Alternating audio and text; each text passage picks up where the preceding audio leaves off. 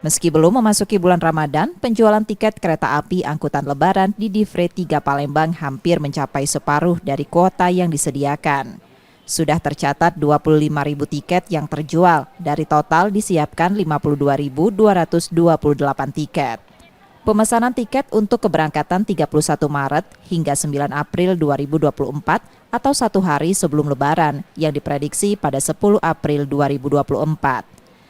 Pemesanan tertinggi terjadi untuk keberangkatan 6 hingga 8 April 2024, khususnya kereta api ekonomi Bukit Serelo dan kereta api ekspres Raja Basa yang terjual 48% dari total tiket tersedia.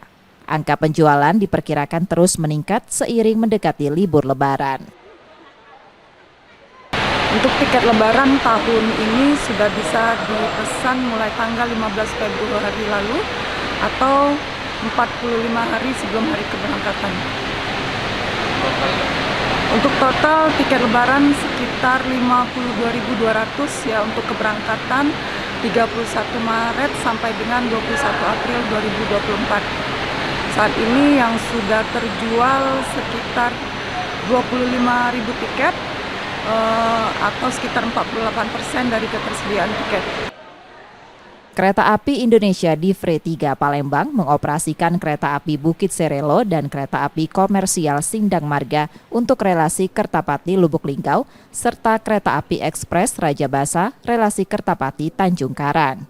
Sebelumnya, Kereta Api Indonesia telah membuka pemesanan tiket lebaran yang bisa dilakukan mulai 45 sebelum keberangkatan. Untuk menghindari kepadatan trafik pemesanan pada aplikasi, pihaknya telah menerapkan sistem antrian. Rizky Nurmizan, Kompas TV, Palembang, Sumatera Selatan.